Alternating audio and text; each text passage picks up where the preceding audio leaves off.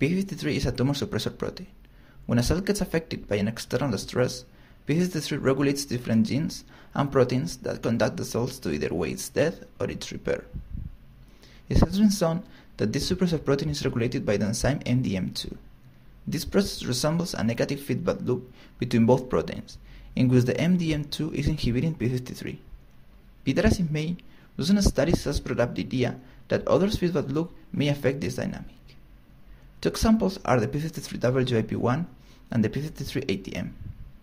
This is because of the process of dephosphorylating of p53 and ATM by WIP1. Due to this, we are going to focus on analyzing this protein.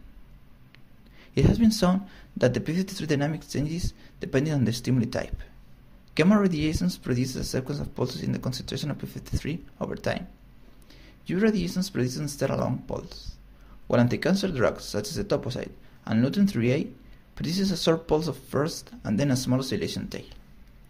Focusing on the influence of WIP1 in these responses, it has been observed that in the case of gamma and UV radiations, when WIP1 has been suppressed from the gamma radiation model, p53 becomes a long pulse, being similar to the UV radiation p53 dynamic.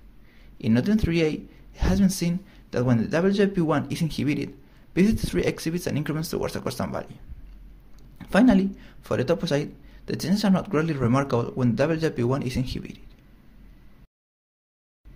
Some of the conclusions we can extract from these results are the existence of relation between the activation of WIP1 loop with the effect the stimulus have on DNA, that other proteins may be needed to explain the reaction to some of the stimulus, and finally, as a future perspective, testing if these behaviors are seen in other types of cells will be beneficial.